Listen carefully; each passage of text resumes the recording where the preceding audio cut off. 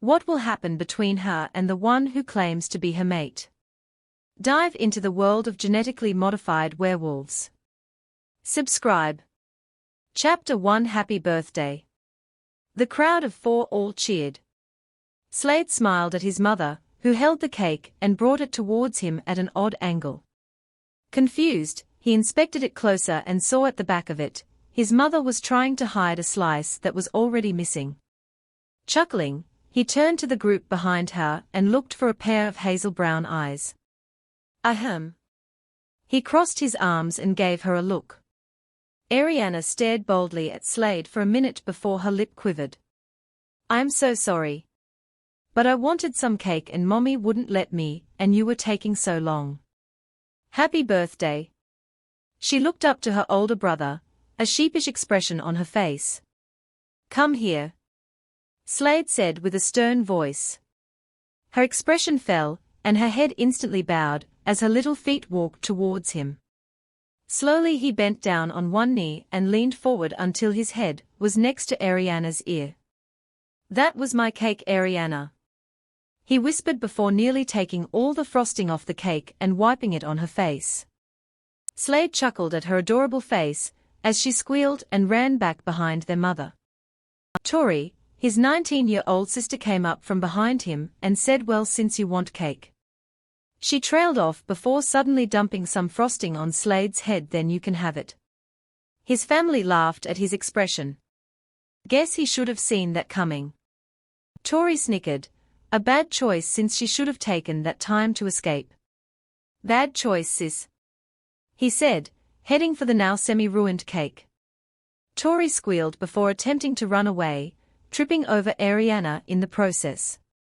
Slade heard her footsteps head downstairs, but he wasn't about to let her get away that easily. He ran up to his mother, grabbed some cake and set Ariana on her feet before jogging off after Tori. Then Slade suddenly paused at the head of the stairs and looked back into the room where his parents stood and little Ariana wiping the frosting off her face. He thought that this would be an ideal moment, and only time he could get away with it. He quickly ran back into the room and stood in front of his mother. "Hey Mum, I'm sorry," he told her, eyes twinkling mischievously. "Sorry about what, dear?" she questioned with a tilt of her head. "This?" Slade brought his hand up and smeared the cake all over her face. His mother gasped and he took the opportunity to grab the rest of the cake before he ran down the stairs. He could hear his dad's loud laugh echo through the house, while his mother mumbled something about acting his age. Snickering, Slade headed out the door following his sister's scent, which trailed into the woods. Not the most original place to hide, he thought. With cake ammunition in his hands, he softly stepped forward. Tori wasn't that hard to find, especially since his sister couldn't keep quiet even if her life depended on it.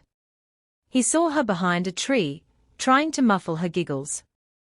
"Tori 3, come out wherever you are," he teased, shifting toward her. She turned her head, spotting her brother before sprinting in the opposite direction. Slade started to chase after her, and was almost upon his sister before he turned around just in time to see a gray and white wolf jump in his path. The wolf tried to pin Slade down, but he quickly ducked under while trying hard not to drop the cake as the wolf leaped over him. They circled each other, and as the wolf was about to pounce again, Slade heard Tori shout, "Behind you."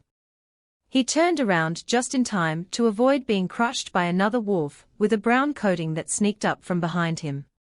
The two wolves looked at each other, silently communicating before turning back to Slade, who was watching them cautiously. Slade let his senses take over, listening to every step and breath they took. Simultaneously the wolves pounced. The grey one aimed for Slade's body and the other went for the legs, but he was too quick for both them. Smirking, he immediately shoved the cake into the grey wolf's face, shoving him away from his body, and kicked his leg outward, catching the other in his torso that sent him flying a few meters away. Tori, who was watching the scene unfold, instantly started cracking up in laughter. "That's mean, dude." Ryan, Slade's beater, glared at him while wiping the cake out of his now human face. "Yeah man, I think you busted my stomach."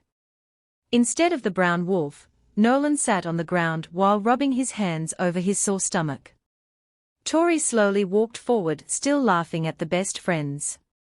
"That's the thanks I get for saving your pretty ass," Ryan exclaimed, walking up to his mate and rubbed his cheek on hers, effectively getting some frosting on her. Tori squeaked, attempting to get out of his hold, but Ryan just laughed and enveloped her into his arms. Groaning, Slade turned around to give a hand to Nolan, who was lying contentedly on the floor staring up at the sky. Once he got Nolan up, he turned towards the lovebirds and said, "Okay, enough coddling before my eyes burn. You remember the deal, you get to be mates as long as it's not around me." Ryan pulled back, but kept a firm hand around his mate's waist. Tori leaned into his touch and unconsciously muttered, "When you find your mate, I'd like to see you keep your hands off her." Everyone, including Tori, froze when she realized what she had said. She sighed, giving him a small smile. "Sorry, Slade, you'll find her soon." Exhaling, he returned the smile, though it was slightly forced. Everyone knew he wanted a mate badly. To hold her in his arms, to caress her soft skin, and tell her how much he loves her. Slade smiled sadly at that, but then grinned arrogantly. "Yeah, I know. Not like she can stay away from this any longer." He flexed his muscles, his t-shirt bulging under the pressure. And just like that, everyone relaxed. Nolan scoffed and went into a rant about how strong he was until Ryan told him to shut up. "Yo, Slade. Since we are such awesome friends," Ryan gestured to himself and Nolan, making Slade roll his eyes, "we're going out tonight. No alpha work, no mates, it'll be the three of us, just like the good old days." He trailed off, no doubt remembering the trouble they used to cause as teens. "Hey. I want to come. I never get to go out," Tori exclaimed, glaring at her mate. Ryan crossed his arms and huffed something about not hanging around with teenage boys. Nolan and Slade wisely walked away from the couple, heading towards the tree that had some clothes, since wolves tend to forget to take them off before shifting. Slade handed a pair of jeans to Nolan. Though Tori might be okay with her mate being in his birthday suit, Nolan was more conservative, which was surprising considering his big ego. "There's this new place just out of our borders. I've heard it's the best club around," Nolan said happily. "What better way to spend a 24th birthday? No. It's shifters only, so it ought to be interesting, and you might just find a special someone." Nolan nudged Slade, who chuckled at him. "Sounds good, haven't been out in ages." Ryan interrupted, catching up to us, Tori on his arm. No way are you going there. I don't want you coming home smelling like a bunch of she-wolves." Tori scowled at Ryan, who nervously rubbed the back of his neck. "Don't worry, my sweet," he tenderly kissed Tori's forehead. "The guys and I are just gonna drink a couple of beers and try to find both their mates. I promise I will stay away from all the females." His mate stared at him for a long time, thinking if she should let him go or not. Slade sighed and decided to help his friend out. "Don't worry, sis. I'll make sure no she-wolves will even touch him." Ryan sent a grateful look to his best friend, but then took a scared step back when his alpha said rather deadly, "And if he does, then he'll have to answer to the both of us." Brother and sister both sinisterly grinned at the poor chap. Ryan gulped and tried to shuffle behind a snickering Nolan. The group neared the end of the woods and saw little Ariana run out from the pack house just ahead of them. She came to a stop in front of Slade, but Nolan was quick to scoop her up in his arms. "How's my little princess?" he said, and sloppily kissed her cheek. Ariana giggled and tried to wiggle out of his grip, but Nolan held on. Slade rolled his eyes and snatched his little sister away from his friend. "Alright, that's enough," he said once he had her in his arms. He lightly tapped Ariana's nose, who giggled in return. "Now tell me why you were running out of the house like a big, bad wolf was on your heels." Ariana paused for a moment and scrunched her face up, as she tried to recall why she was there. She gasped when she finally remembered. "Oh, Daddy told me to tell you that he needs to speak with you, Ryan and Nolan in the office. The little girl looked proud for recalling what her father said. The guys looked at one another. They knew that the retired alpha would only call if it relates to the wolf arena. Slade placed Ariana down and left her in the care of Tori, whilst the guys quickly walked toward the house and into the office. Slade's father Paul paced in front of the desk deep in thought. It was only when his son and friends walked in that he stopped and faced them. Father and son had a close resemblance, same light brown hair that sat atop of a tanned face with high cheekbones, strong jaws and bright, green eyes. Standing side by side, one could guess they were brothers if it weren't for the small signs of aging on Paul. Both had a strong physical appearance, but Slade topped his father at being a few inches taller than him, standing at almost 6 feet 2 inches. Slade was the first to speak. "What is it?" The room was tense when they saw Paul clench his jaws and tightened his fists. He knew his father worked closely with the council to take down an illegal rogue fighting ring just outside their borders. The neighboring alphas found out about the sick sport and agreed to leave the rogues to kill each other instead of fighting them on their own. They found it humorous that the rogues are making their lives easier, but Slade knew it would not last long, and he was proven right when the rogues started to kidnap some of the strongest pack warriors and make them fight to the death in the arena. No one knew why they would risk such a thing, but one of Slade's theory was since rogues were exiled pack members, they wanted revenge on those who turned on them. It would only be a matter of time before packs started to become more vulnerable at the lack of warriors protecting the pack. Slade held in a sigh. The council had been taking too long to act and now they paid the price. Thankfully, he was able to double the patrols in time, which caused less damage to his pack and protected the members from being kidnapped. Sadly, he couldn't say the same for the other neighboring packs.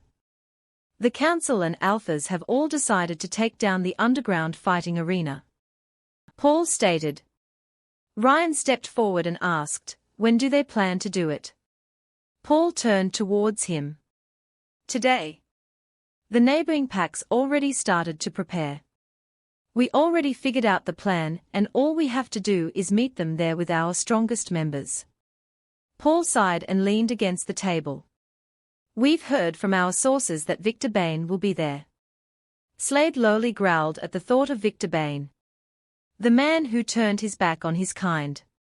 He was a dangerous man to have around, and could easily destroy what they have built over the generations. No, today they were going to take down Victor and Slade would make sure of it. "We will be facing some of the strongest wolves, and they will be extremely dangerous, so we must be on guard at all times," his father said. Then Slade started to take charge, his whole demeanor turning serious. "All right. How long do we have to get ready?" he asked his father. "About 6 hours. Slade nodded and directed his attention to Ryan. "Notify our strongest warriors and make sure they are outside the pack house prepared for battle," he ordered, making Ryan nod and began making his way out the door. Slade then turned to Nolan. "Contact the other alphas and find out where we are meeting and what the plan is. I want to be informed of everything, leave no detail out. Also find the quickest way to the meeting point." Nolan nodded and quickly left the room, leaving father and son.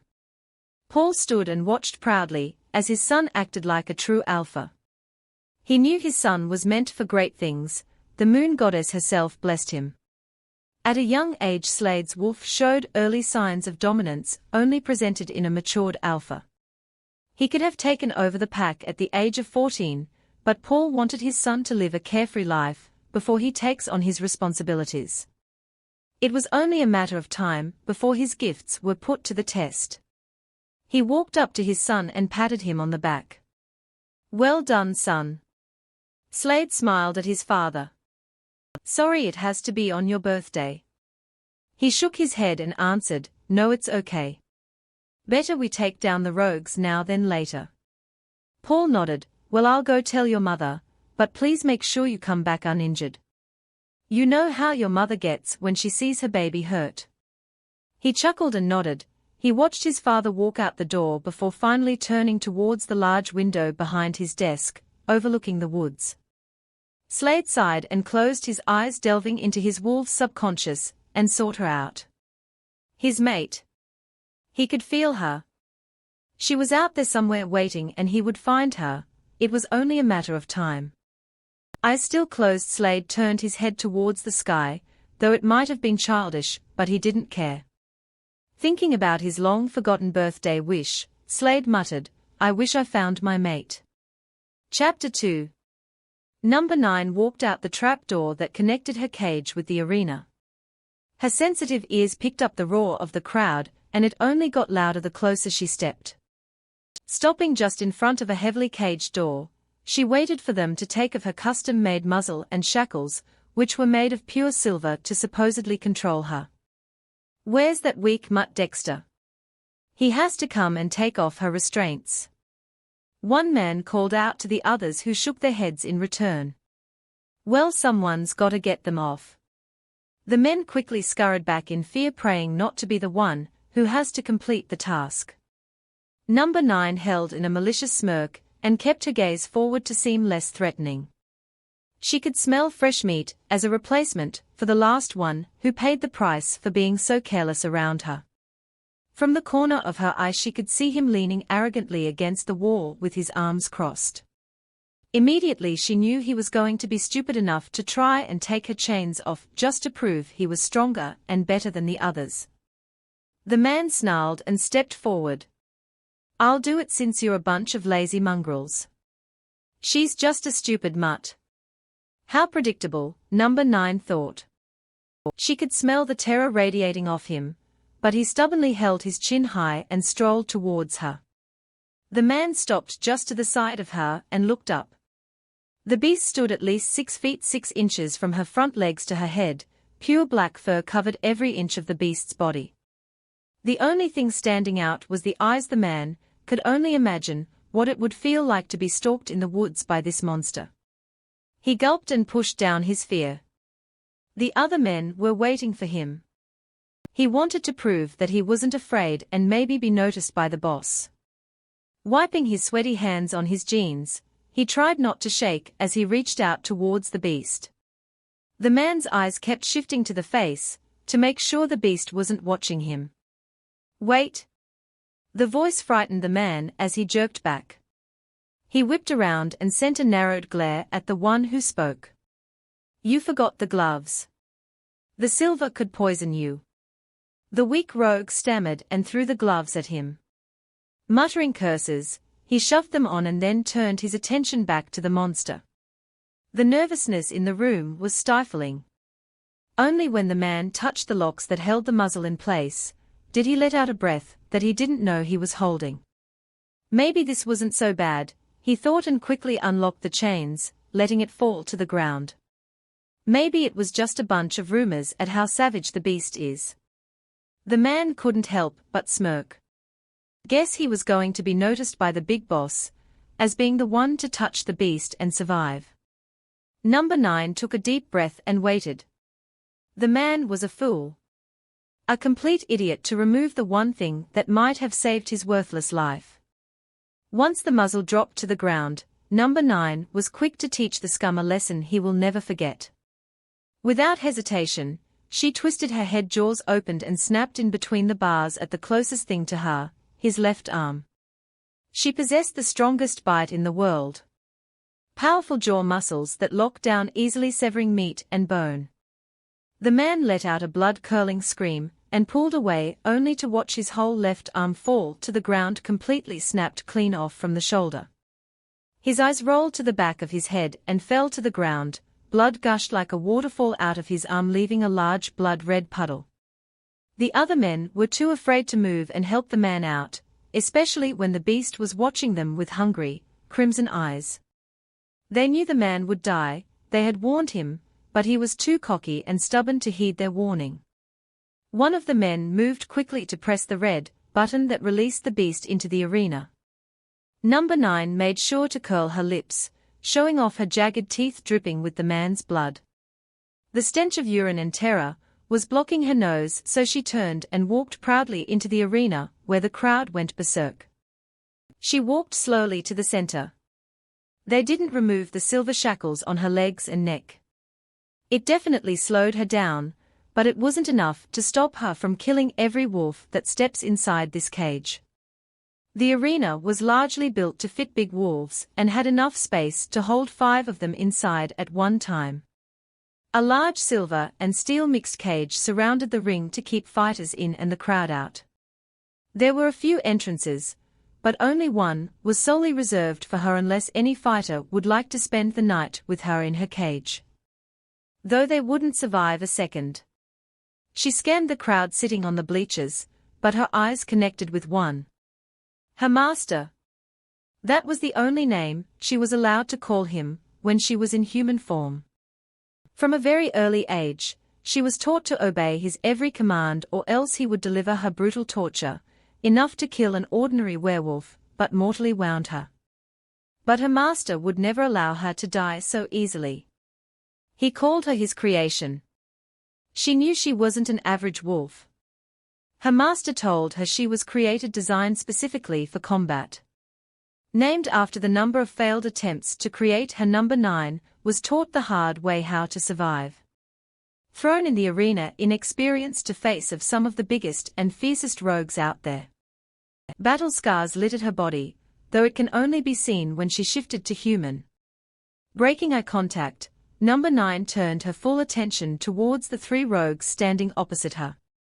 They looked to be half her size and by the crazed look in their eyes, she knew they did not possess any signs of being human. She doesn't know what happened to them to cause their human side to be consumed until it only remains the primitive wolves, who only had one thing on their minds: kill. The bell rang out through the air, signaling the start of the fight. Number 9 didn't even allow the bell stop ringing before she let out a ferocious snarl and ran full speed towards the rogues. The wolves finally snapped out of it and ran straight at her. One was much faster than the others and was the first to reach her. She didn't need to think twice, as she ducked her head down low and clashes heavily into the chest of the rogue. He howled in pain when bones cracked under pressure. Number 9 wouldn't let him recover and lifted her head and aimed directly for his exposed neck. Taking one large bite, she clamped down on his jugular and shook her head from side to side, snapping the neck and killing the rogue. She then tossed the dead weight to the second rogue that was coming towards her on the right. Their bodies collided and sent them crashing into the cage. The crowd began to howl in excitement as she set her sights on the last rogue. She moved with such precision and accuracy that the rogue stood no chance, and as a result he was left lying dead on the floor. Number 9 paused and slowly turned. Her eyes finding her last prey, struggling to get out from under the first dead rogue, and once he did, he charged towards her. She felt the beast within her wanted to come out and play with the prey, but number 9 had to work hard to push it back. Normally she would be able to contain the beast, but when it senses a bloodbath, it gets a little out of control. She didn't realize that the rogue had taken that 1 second of distraction to bite into the side of her neck. But she felt nothing. No pain. Not a thing, even when the wolf started to shake his head viciously. A muscular neck provided some protection against a bite. Her body adapted over the years, so she became more tolerant of pain until she was left with feeling nothing but a pinprick. The beast inside didn't like it, and she agreed. No one touches her without her permission, and this rogue was about to find out the punishment. Twisting her head, number 9 took a big bite into the rogue's shoulder, forcing him release her neck to yowl in pain. Swinging her head back, she flung the mud across the arena. She could hear the crowd going wild because they knew that they would get to see some of the beast tonight. Her eyes began to cloud red, but still a few white lingers in her eyes, as a sign she was still in control. Slowly and silently she stalked her prey, who struggled to get up. A piece of his shoulder missing, as he watched the beast prowled closer. The beast pounced on the defenseless rogue and started to take him apart piece by piece, making sure it was still alive to feel the burning pain. It was only when number 9 saw the last breath of the rogue slip away did she turn away. She let her eyes turn white before she looked to her master, who nodded. He was pleased with the fight, but she knew he wanted more. This was her life. To entertain her master. Shaking her head, her gaze moved to the crowd once more. She was anxious for some reason. She would never gaze at the lowly mutts that watched her fight, but her body protested and made her scan the audience.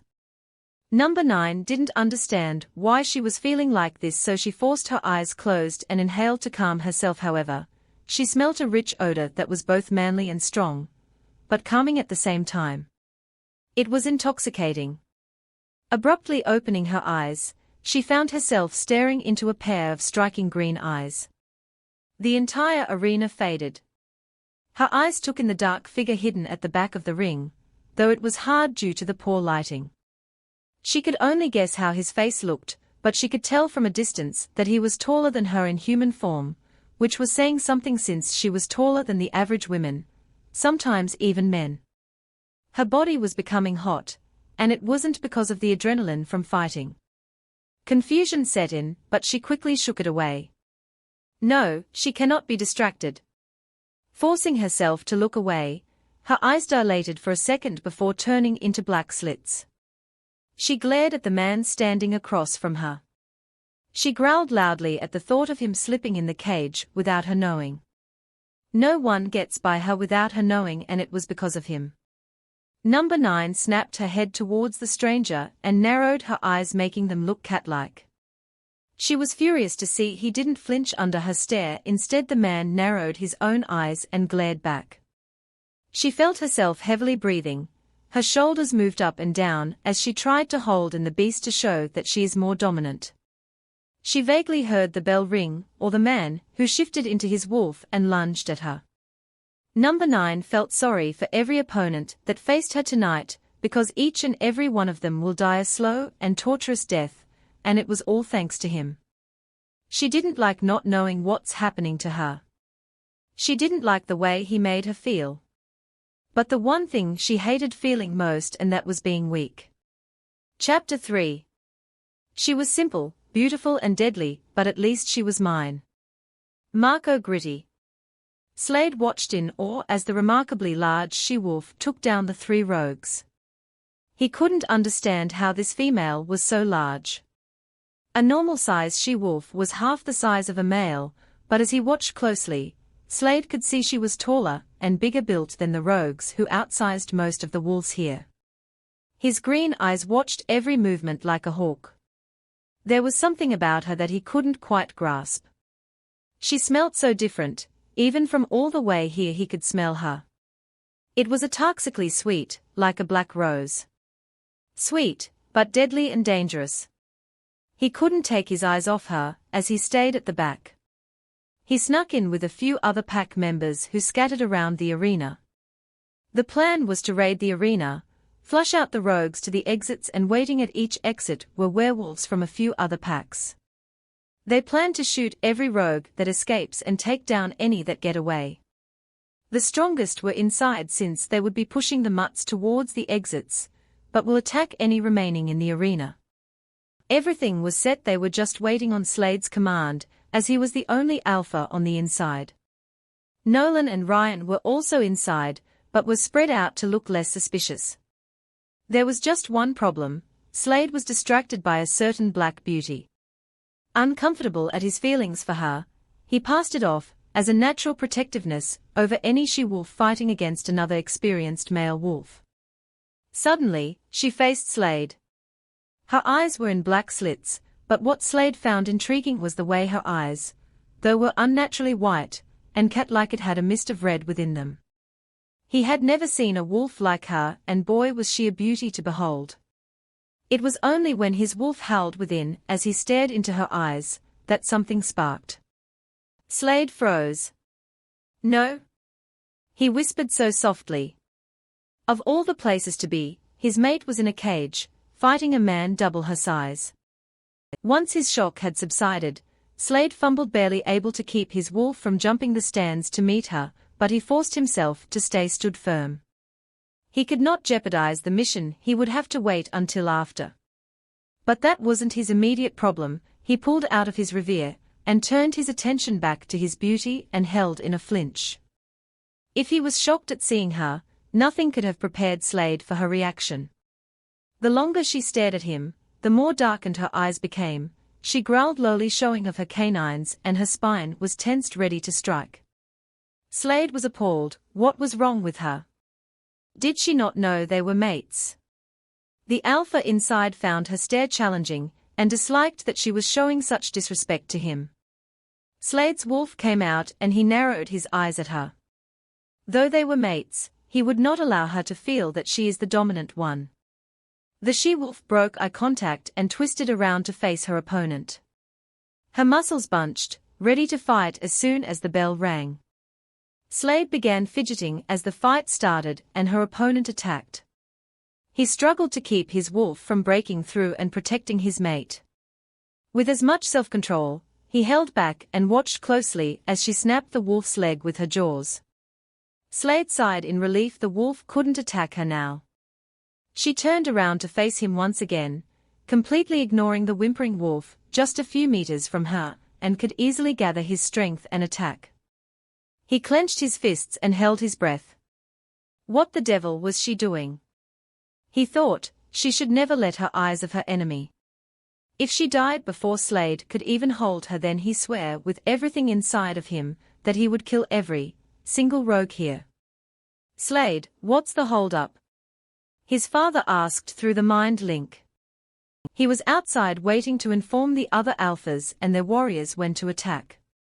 Not yet, was all he could growl back before he tuning back in just to see the brown wolf behind her, who had a fighting stance, and had his eyes locked on her back. The coward, he thought as the wolf attacked.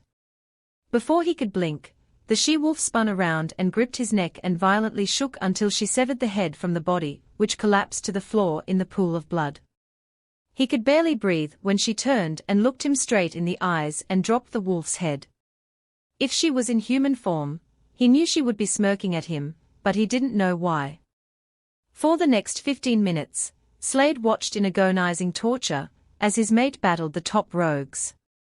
Every time one would get a bite in, he had to force himself to stay back. He was begging to show those savages what happens to those who mess with his mate. He could feel every pack member on edge, all confused why Slade wouldn't order the command, but he needed his mate to get away. He knew it was going to be a bloodbath, and he had to make sure she was safe away from any members that would attack her. He let out a tense sigh when his mate finally walked off stage. He had to hold in his rage at the sight of blood dripping from her wounds, but he was proud that she showed no signs of weakness, and held her head high. He knew she would be the perfect Luna to rule by his side. All right, let's move. He finally ordered the others. It was finally his time to teach them a lesson they will never forget. Slade shifted into his monstrous grey wolf, and watched in sick amusement, as the rogues scattered in fear and surprise. Maliciously he snarled and attacked the first wolf he could sink his teeth in.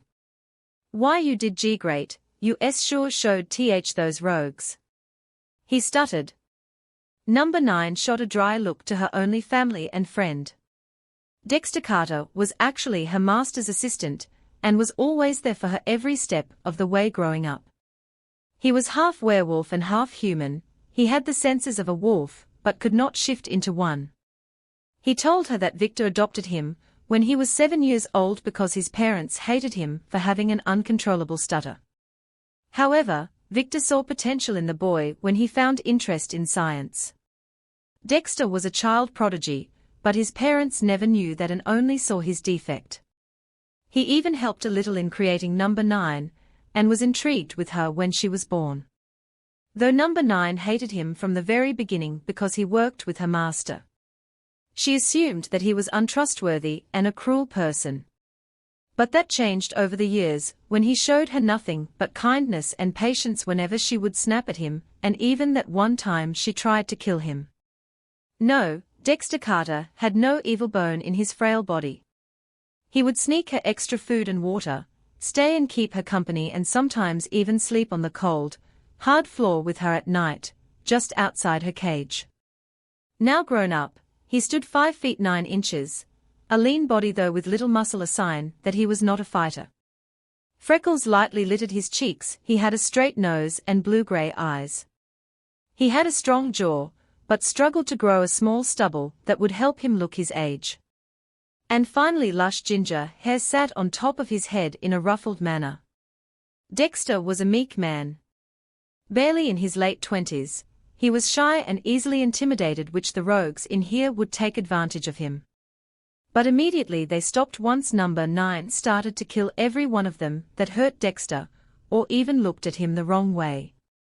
A friendship bloomed, and it was so strong that she would only allow him to touch her or enter her cage voluntarily without killing him. Her master could touch her too, but she despised every time he did and only let him because she feared the man who created her. Dexter sheepishly smiled at his best friend and went to put on the muzzle. He hated that Victor made him do it because he felt horrible, like he was betraying her, but he had no choice. Once Victor knew that number 9, or 9 for short, would allow Dexter to touch her, he made sure that before every fight Dex would take them off and return them once she was done. He sighed, but reached up to lock the chains of the muzzle. He struggled to connect the two chains because he was so short compared to her. Dexter tried jumping, but he wasn't even close, so 9 bent down to help her friend. He sent her a grateful smile and quickly locked the muzzle in place. "Tea there." He grinned at her and took off the gloves that allowed him to hold the pure silver. 9's eyes softened as she nuzzled into the man, making sure the silver doesn't touch him. He laughed and gave her a hug, careful not to touch any of her wounds that were already healing at a fast rate. "LL, let's go. I got a surprise for you." 9 wagged her tail and followed as he led her to her cage. Only with him does she allow to be herself. Even from time to time, she would shift into human form and try talk to him. But when she was of age, some of the unmated rogues started to watch her with lust in their eyes, so 9 made sure she would always stay in wolf form, because she was far weaker as a human than a wolf. Once in the cage, Dexter smiled grimly and led 9 to the back wall. He then connected the shackles on her legs to the chains on the wall. They held her back so she couldn't freely walk around in her cage. 9 looked like she didn't mind, as if it was a normal thing for her, but Dexter hated it. "Guess that's what you get for spending your whole life in chains," Dexter thought sourly. He wanted to show her the world. All she's ever been was here and in at the laboratory. He had to teach her everything from speaking to knowing what a simple thing like what a family was. Whenever he was free, he used his laptop to show her pictures of things. 9 would know something if you showed it to her, but she never saw or touched it in real life. Dexter also brought her books, because she loved to read and write, and he made sure her mind was challenged with simple things like puzzles. All in all, 9 was a fast learner. He liked the way she was curious about every little thing. He wanted to take her out, but knew Victor would never allow his precious creation to leave, so he would try to bring it small things to her. Dexter had to try and understand that she never touched grass, or felt the wind or rain. Her eyes never saw the sun, or meet new people, nothing but these 4 walls and the arena.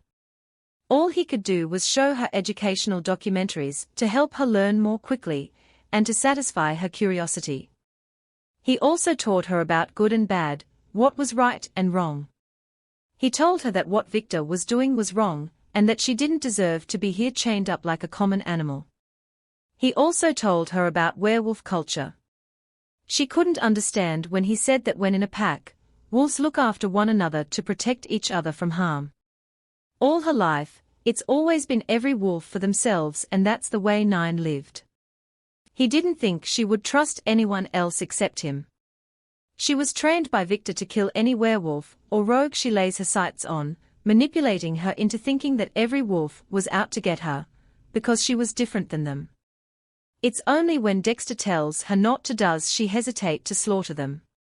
He had to explain in great detail that a pack would not turn on each other, but he knew 9 was not easily convinced. He had hoped that her interest in family and packs were a sign of her wolf's instincts to be a part of something. That longing feeling to be accepted by others. Dexter remembered that particular day she asked if they were a family, kind of like a pack. That was the only day he saw how vulnerable and lonely she truly was. How she craved for affection after being denied so much in her life.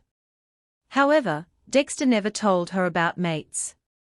He didn't want to get her hopes up because he feared that she may not even have one. She was genetically created and he wasn't sure if the moon goddess would bless her with a mate, though he prayed she did. Lord knows Nine needed someone to love her unconditionally. To accept what she really is and not fear her. But then again, there was no guarantee that her mate would accept what lies inside of her. Nine whined and nudged Dexter to pull him out of his daze. Oh, sorry. Daydreaming again. He smiled and sat down next to Nine, who laid on her front paws staring at him curiously. He chuckled when he realized that he was still shorter than her even when sitting.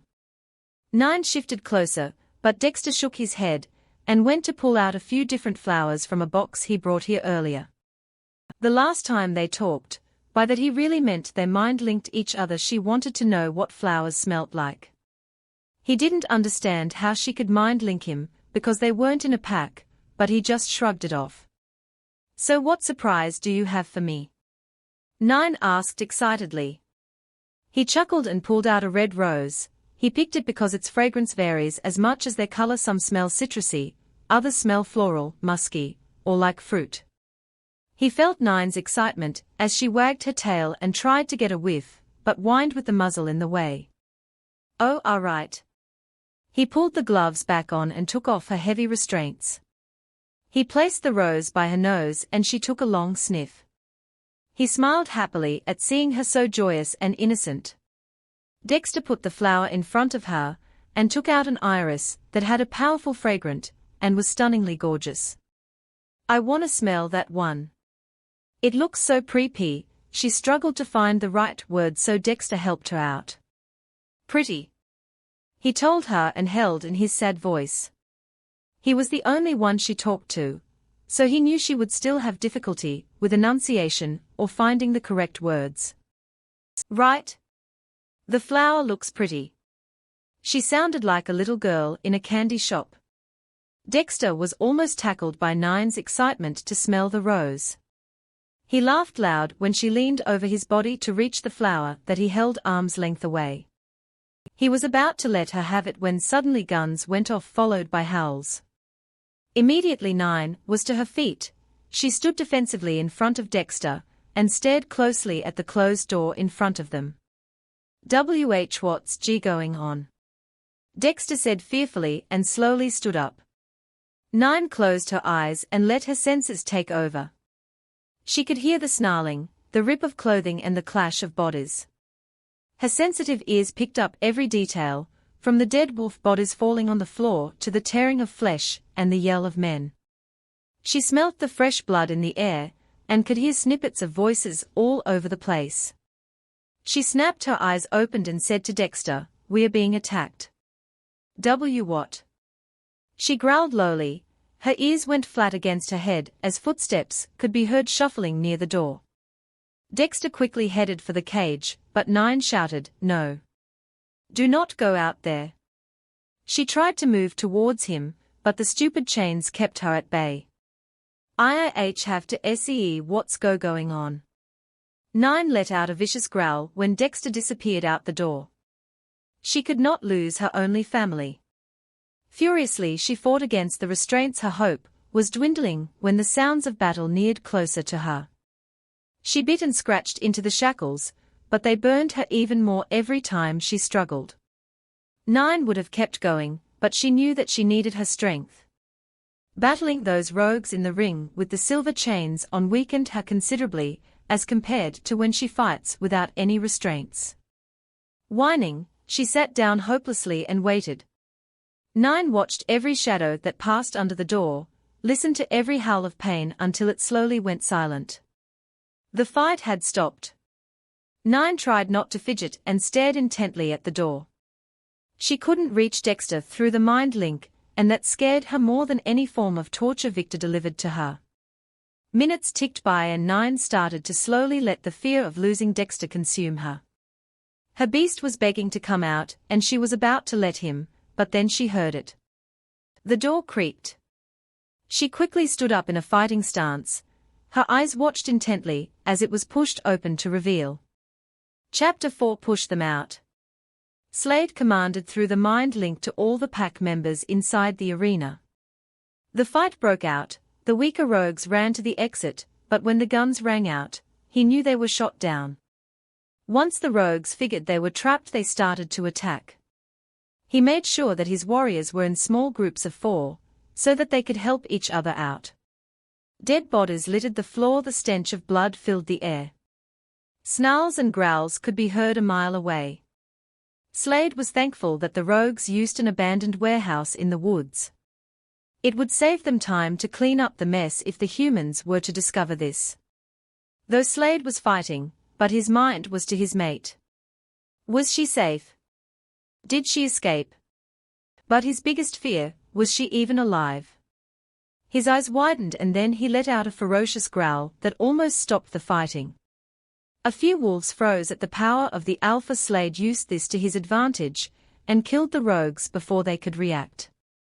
He hoped and prayed that his mate wasn't mistaken for one of those filthy rogues and shot on sight. The more he thought about it, the more savage he got. Slade let his wolf out. He used the pain at the thought of his mate lying dead on the cold floor to urge him on.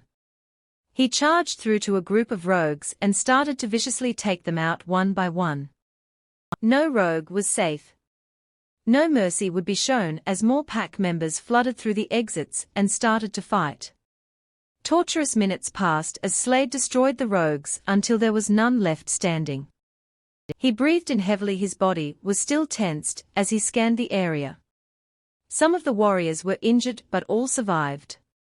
Without a second thought, he ran into the arena and headed straight for the door he saw his mate leave in. He hoped that this would lead him to her, but before he could reach the trap door, Ryan and Nolan stepped in his way. He growled lowly at him. They both stepped back in surprise and lowered their gaze. Slade shifted to human and Nolan passed him a pair of pants, which he put on. What? He snarled. The more he spends his time here, the more he was possibly losing his mate. One of the Alpha's pack members found something and they thought you should come check it out, Ryan said without looking at his Alpha. Slade clenched his fists as he stared at the door longingly. Tell the Alphas I have something else to take care of. He replied gruffly and started to make his way to the door, but Nolan's hand clamped down on his shoulder, pulling him back. He snapped at the Omega, who flinched, but it didn't stop him from speaking. You should really come see this. He knew that Nolan wouldn't have stopped him unless it was really important, and by the look on his face, it was something big. Slade let out a harsh sigh and turned to them. The quicker he deals with this, the quicker he could find his mate.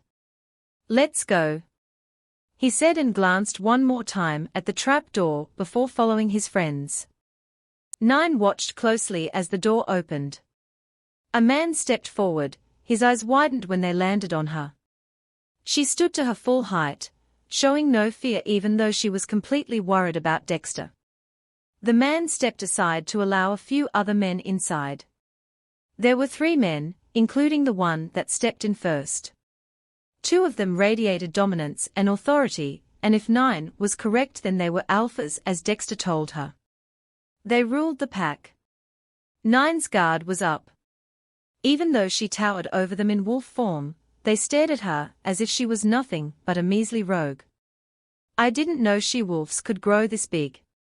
One of the alphas finally spoke. She didn't like the way he looked her up and down. His eyes held a glint in them that made her wary about that man. He was much younger than other. By the way he straightened his back and aired a sense of cockiness around him. 9 could immediately tell he was inexperienced. He hid behind his status and his control over his pack. The beast within her bristled at the thought of teaching that mud a lesson. 9 forced the monster back. Her eyes showed the battle between the red and white. She couldn't risk anything just yet. She must know if Dexter is all right. She had to wait.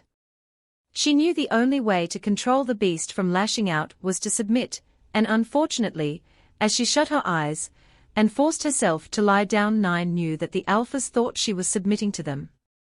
Well, would you look at that, even a rogue mutt knows who not to mess with. The alphas laughed before quieting down and observed the she-wolf. All right, Tom, tell us what the hell she is.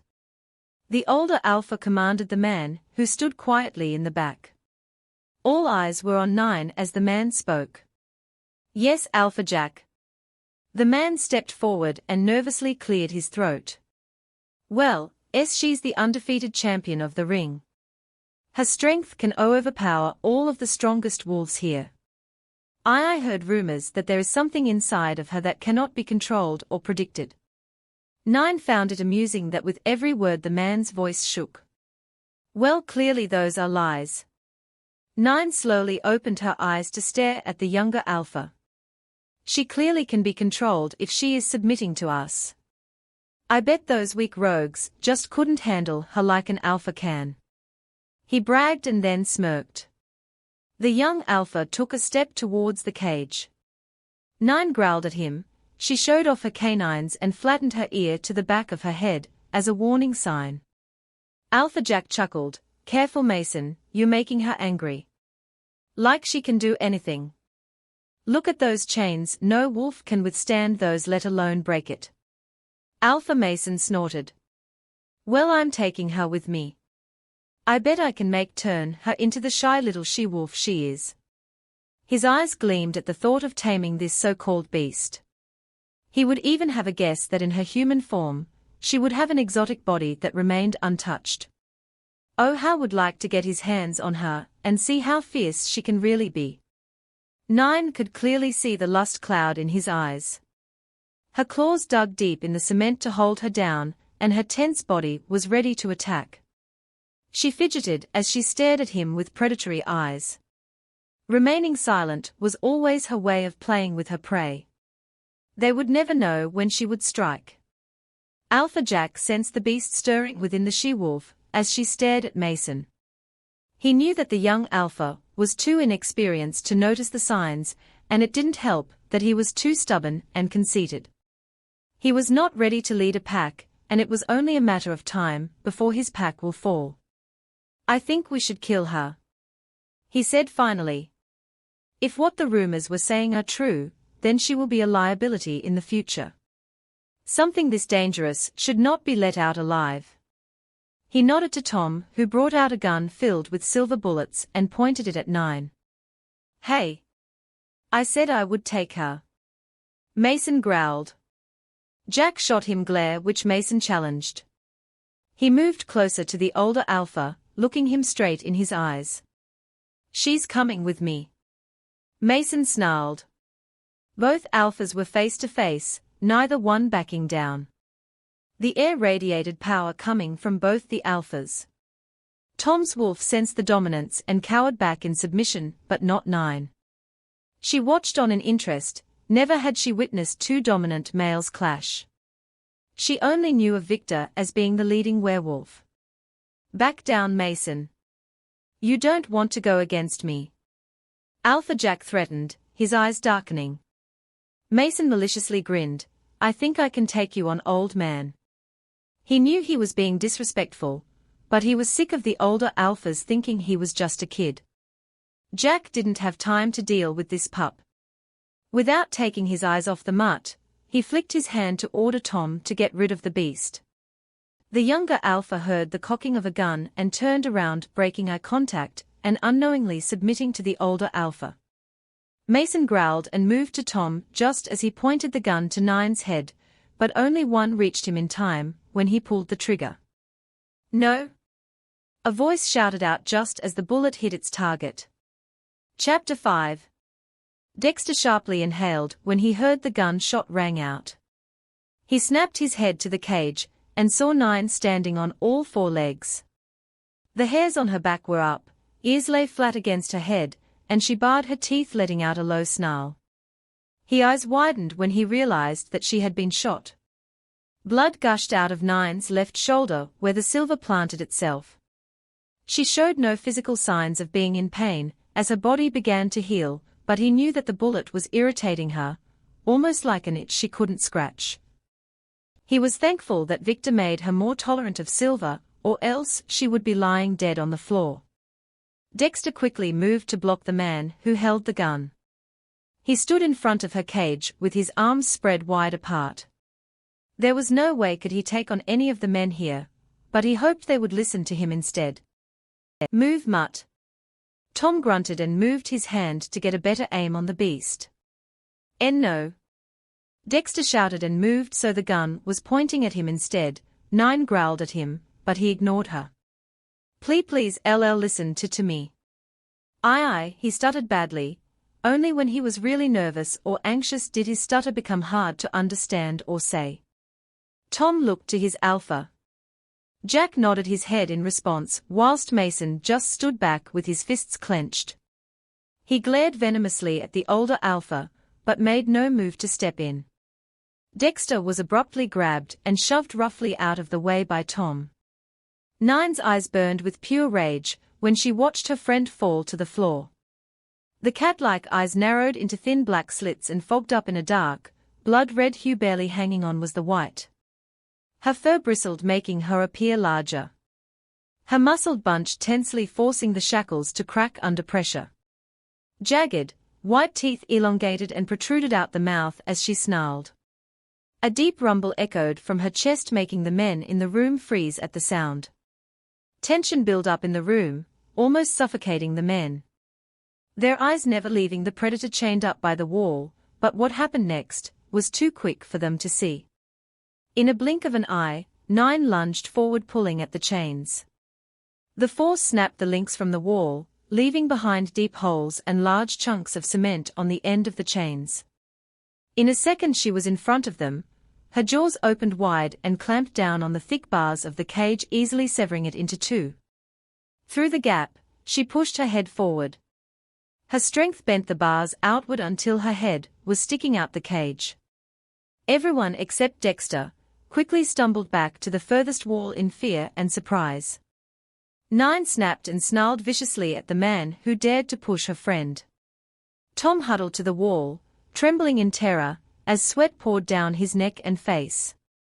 He made sure not to look at it in the eye, or else he was guaranteed a dead man. Alpha Jack watched the beast cautiously. Never had he witnessed a werewolf with such power and ferocity to snap pure silver like it was nothing. No wonder this thing was considered a beast. It was purely built for the kill. Jack clenched his fist and held in a growl. But how could this one rogue, a she-wolf no less, make his wolf submit? Mason observed the beast in crazed interest. This she-wolf was making the great Alpha Jack cower. He grinned wickedly. If he could take her and make her his, then he would be able to control her. Imagine the damage she could do to a pack. With her by his side, Mason could rule all the packs. Then they will see who the real pup is. Completely oblivious to the men's thoughts, Dexter moved to try and calm Nine down. He managed to barely stop her from growling or snapping her jaws, but her red eyes were still fixated on that man who pushed him. It's okay. He said softly and moved to touch her head. Should you really be trying to touch that beast? Dexter turned his head to the alpha that spoke. He dropped his head in submission before speaking. She's my Friday end. She W1T who RT me. He said quietly before turning back to Nine. He reached out and patted her head that was still sticking out the cage, the bars digging into her skin, but she barely took notice. It's okay. I am here. He whispered softly. Nine allowed him to touch her but kept her eyes on the men, especially the younger one who had a gleam in his eyes. One wrong move and she will make sure it's their last. Suddenly the door slammed open. All heads, except for Nine, turned towards the source. Nine's nose twitched at the scent. Her eyes dilated for a second before turning back into slits. She let out a low growl and cast her intense gaze at the wall separating her from the new figures. Dexter wrapped his arms around her head and continued to stroke her to help her calm down, but something tells him, the trouble had just begun. "What's the problem?" Slade spoke, immediately getting to the point. The longer he stayed away from him mate, the quicker he was going to snap. Standing his full height, he took in the scene in front of him. Ryan and Nolan flanked his sides, bodies tensed and ready for battle if need be. His eyes landed on Alpha Jack, and Mason backed against the furthest corner. A concrete wall to his left blocked off at whatever the Alphas were facing. He frowned at what could cause them to do that, but then his senses took over. He smelt that beautiful scent of a black rose, which caused his wolf to stir within him. Slade's ears picked up on a growl and then scraping of claws on the ground, like someone was pacing. He took a step forward, eyes peeled for whatever was on the other side of the wall. He reached the corner and turned his head to the left. Slade's eyes widened and jaw dropped when he saw his mate. "Mine," he whispered so softly that none of the other werewolves could hear. His beautiful mate was pacing up and down the length of the cage. Her eyes solely trained on him with silent, but deadly interest that Slade failed to notice in his love-sick days. Slade thought that she finally understood they were mates, so he moved quickly to the heavy steel and silver mixed door to let her out, eager to hold her in his arms and never let her go. Just as he touched the lock, everyone in the room shouted at him. A small man reached out and gripped Slade's arm, tugging it away from the lock. He was confused why they didn't want him to let her out. He'd be damned if he lets his mate be treated like a common rogue. D-Don-T. The red-haired man stuttered just when Slade moved again to open the cage door. "Why not?" He growled at the man, causing a snarl from his mate. Slade turned and stumbled back in surprise when he saw his mate standing right in front of him. She moved so stealthily that even his sharp senses didn't pick her up. "Bebek ors shishi doesn't ttr trust anyone," Dexter exclaimed. "If you open that door then you and Eve everyone will be dead." He looked down with furrowed brows at the man. Slade knew his mate was capable of taking down some of the strongest wolves, but why would she turn on him? She should trust him because they were mates. "Alpha Slade." He turned around to face Alpha Jack. The man was a friend of his father's. They had a pack alliance which made them both a formidable enemy. "We need to destroy the she-wolf," Jack said stiffly. "No," Dexter shouted, but everyone ignored him. Slade stood tensely. He had great respect for Alpha Jack, but what he was saying was out of the question. She was his mate and he would protect her with his life. He moved swiftly in front of the older Alpha, cutting off his view of his mate. "No," he hissed through gritted teeth, "I will not let you murder her like a common rogue." The air was thick with tension, both Alphas were silently challenging each other. The others in the room knew better than to interfere, but what they didn't know was that the confrontation for dominance was bringing out the beast within Nine. Dexter detected this. He gulped and took a step away from the cage when he saw Nine begin to struggle for control. She had her eyes closed shut, shaking her head furiously and backed away from the bars. "Alphas you have to stop fighting," Dexter exclaimed in distress, while staring at his friend with wide eyes. Both Jack and Slade broke eye contact to look at the she-wolf. It was her mate who stepped towards Dexter. "What's happening to her?" he asked in deep concern. Green eyes searching for anything causing her pain.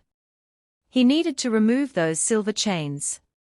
She's trying to fight FFF for control," Dexter stammered and then frantically patted down his pockets. He checked his jacket and pants until he found the small bottle he needed. Pulling it out, Dexter popped off the lid and hurried to the cage, where he dangerously stuck his hand in. "What is that smell?" Ryan exclaimed loudly and covered his nose. Nolan, Tom and Mason followed his actions, but the other Alphas only wrinkled their nose in distaste. "Wolfsbane," Slade said and then snapped his eyes at the man with the vial. "He knows that wolfsbane was a type of poison that weakens or destroys a werewolf from the inside if it were to be ingested. But if one were to inhale the potent substance, the poison side effects could cause hallucinations and sudden aggressiveness. It was kind of like a drug, however. There was no guarantee that a werewolf can control itself or stay alive once they inhales or ingests it. Slade heard of a werewolf who took wolfsbane and massacred his pack. Shortly after the man died, when he realized he also killed his mate and kids. The council made sure to ban the plant as no good came from it. It is why Slade was beyond furious with the measly man for giving it to his mate. He grabbed the man's clothes, making Dexter drop the bottle in the cage, and lifted him off the ground by his collar. Staring him straight in the face, Slade spat angrily, "Why would you be giving my mate poison?" Every man froze in the room, especially Dexter. "Why your mate?" He stammered in astonishment. But that's not possible. Before anyone else could speak, another voice spoke out.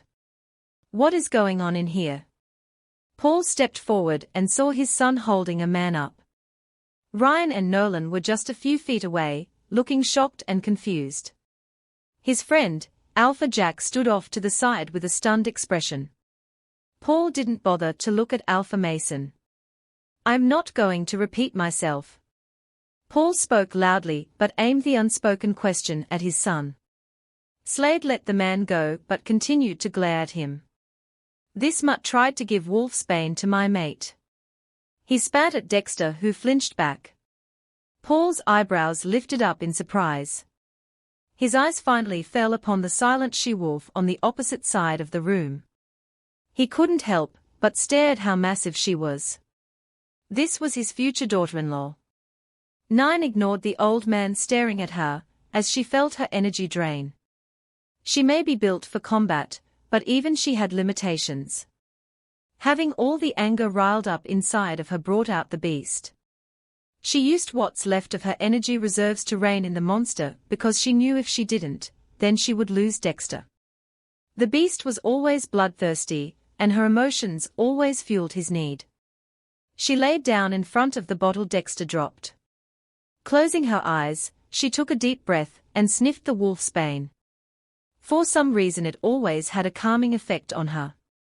Dexter discovered it a while ago, so her master had no clue about it, and if he did, then Nine would be on a tighter leash. Nine made sure she was listening intently to what was going on. Tired or not, she will make sure no one hurts her friend. She needs it. The wolf band calms her see. Dexter said and pointed to the quiet Nine. Slade was in a conflict with himself. Trust the mutt since he clearly knows her better, or go in that cage, and get rid of that substance to protect his mate. He and his wolf were jealous of that man and his mate's close bond.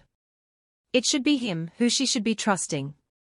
Paul quickly stepped in when he saw his son begin to shake in anger. "Look, we have other things to deal with. There are still some kidnapped werewolves that need to be freed, and some are willing to join a new pack.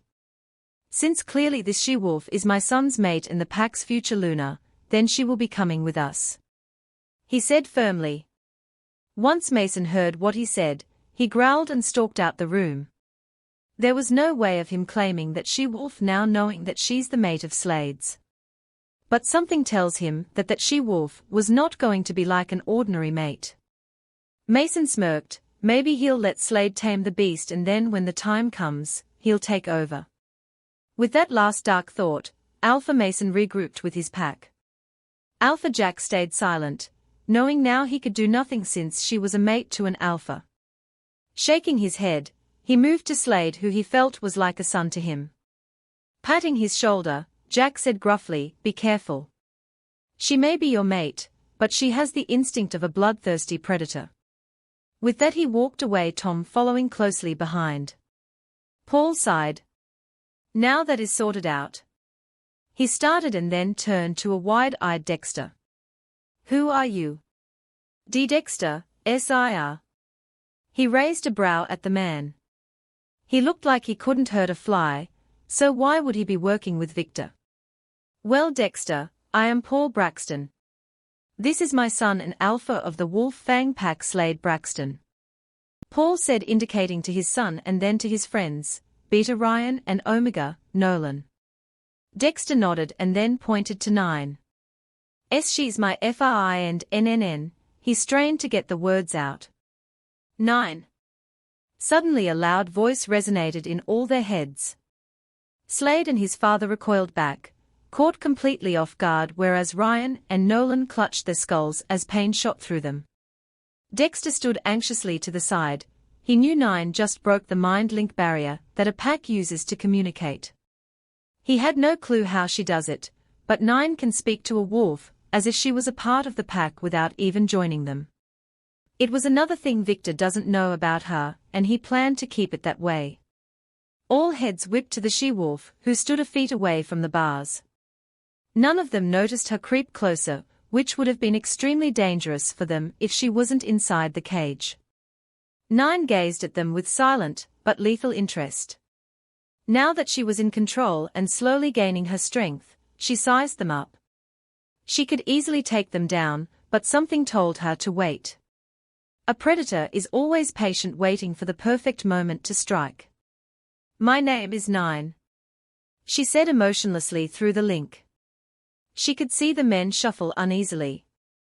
If she was human, she would be smirking because they could not talk to one another without her hearing it. Dexter's my friend. Hurt him and I'll kill you, she told them simply. Her eyes landed on the green-eyed male, her lips twitched to hold in a snarl.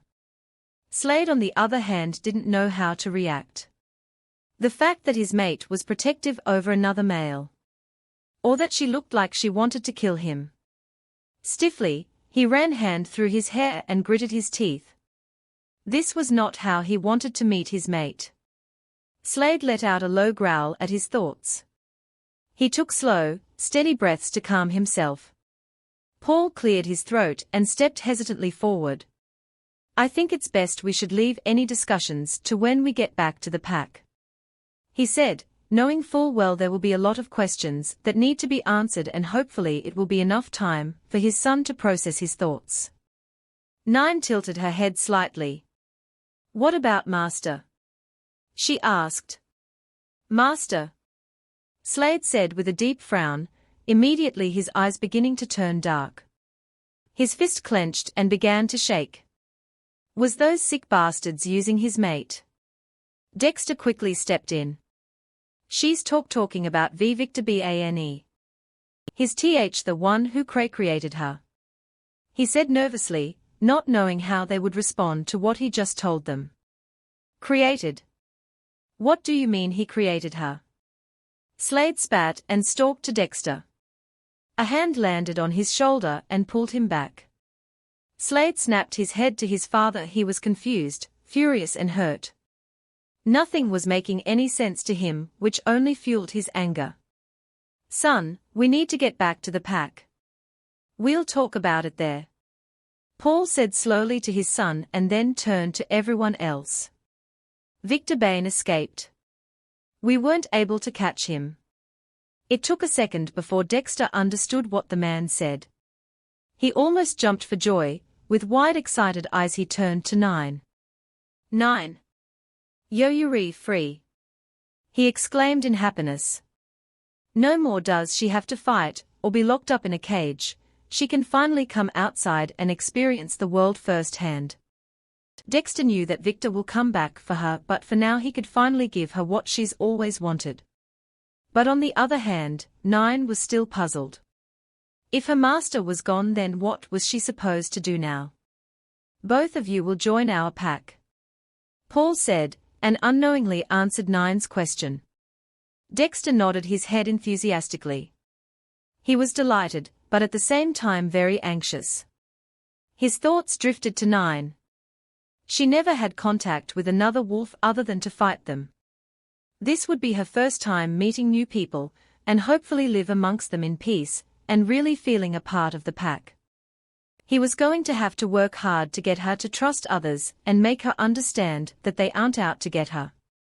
But years of being trained and manipulated under Victor's control will make it even more harder to break her instinct to kill.